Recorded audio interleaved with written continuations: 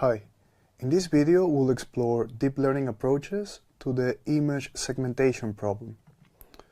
So we're going to discuss the types of image segmentation that we do with deep learning. It's usually semantic segmentation, instance segmentation, or panoptic segmentation.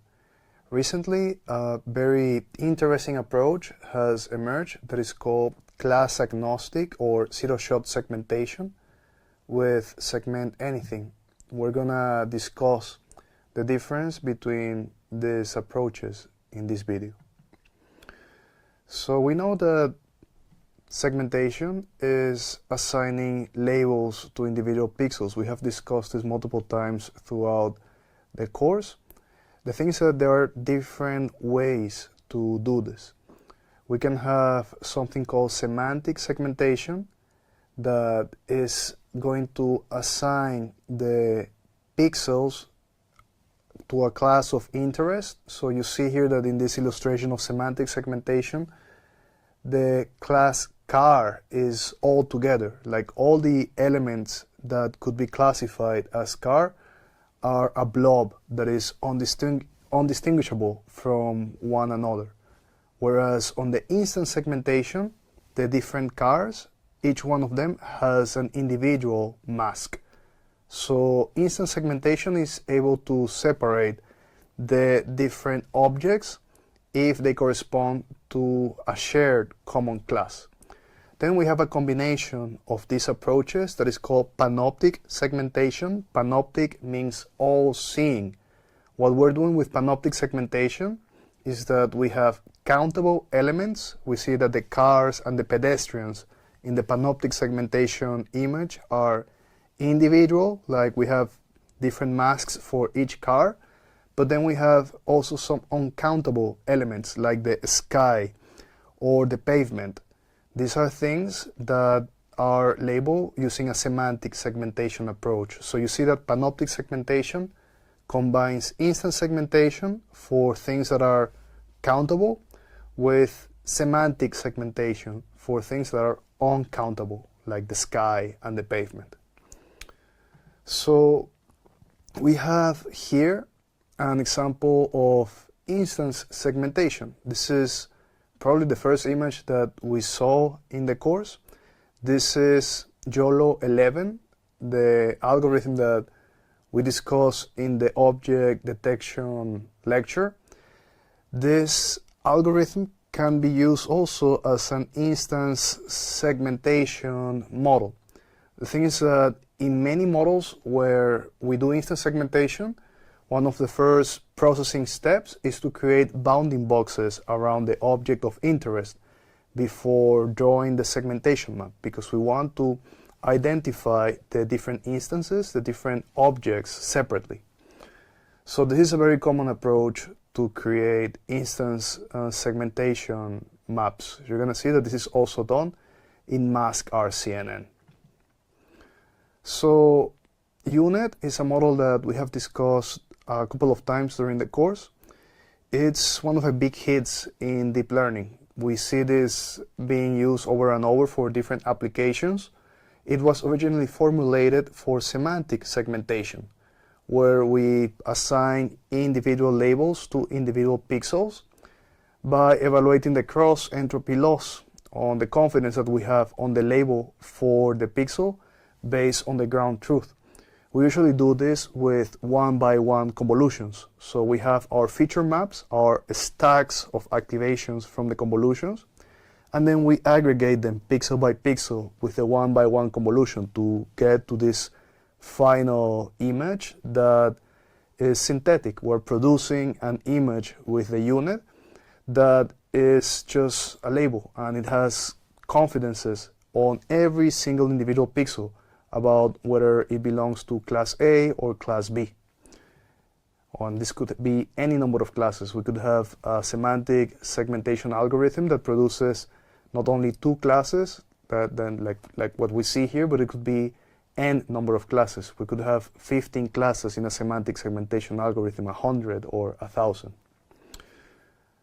So here we see an implementation of mask RCNN, a diagram of mask RCNN. This is the most popular instance segmentation algorithm, and it's very well performing. You can think of it as an extension of faster RCNN that draws a segmentation mask on the regions of interest. So we have some branch, an extra prediction branch, that is going to be producing the masks for the object of interest in this region that is relevant. This region of interest align component is something that we can think about as some cropping with bilinear interpolation that is going to select the feature maps from the convolution that are most important for us to produce the final segmentation. We have a recent architecture that is quite powerful and is based on transformers. It's called mask-to-former. This one is a unified approach for label segmentation. It's able to produce instance segmentation, it's able to produce semantic segmentation, and also panoptic segmentation. It's a very powerful model, and it's a bit more expensive. Well, it's quite more expensive to train than those based on convolutions because it's a transformer model. We will explore using it in the practical notebook of this video. Another recent and very interesting approach are the promptable masks that we can produce with the Segment Anything model from Facebook. This SAM model, it's able to produce masks that actually are class-agnostic. This is an interesting feature of Segment Anything. It's able to produce very high-quality masks, but it doesn't output what is the class that we have inside the mask. So even though it's very able to produce this mask for the ostrich that we see here, it doesn't know that the object that is segmenting is actually an ostrich. This method is prompt driven. That means that we actually need to specify the region of interest before it's able to produce the segmentation mask. It was trained on a data set of millions and millions of images, and is considered a foundation model for image segmentation. We see here an overview of the architecture, the main components that it has. We have an image encoder that is going to be creating some embeddings for the images, a prompt encoder that is going to be processing the input prompts, and this could be points, boxes, or text descriptions. Then we're going to have a mask decoder, and decoder in this context, as usual, means something that is producing an output. And this is producing the output by combining the image embedding and the prompt embedding to create a valid mask. SAM can generate multiple masks from ambiguous prompts and provide confidence scores for each mask.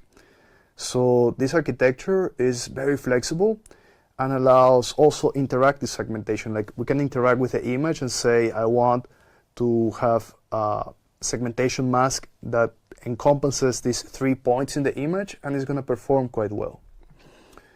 Something that has become a trend recently is to combine the output of an object detection algorithm with SAM so that we can actually have these masks with labels. This is quite impressive that we can do this. Like, as a computer vision practitioner, I was not expecting this to exist about 5 years ago.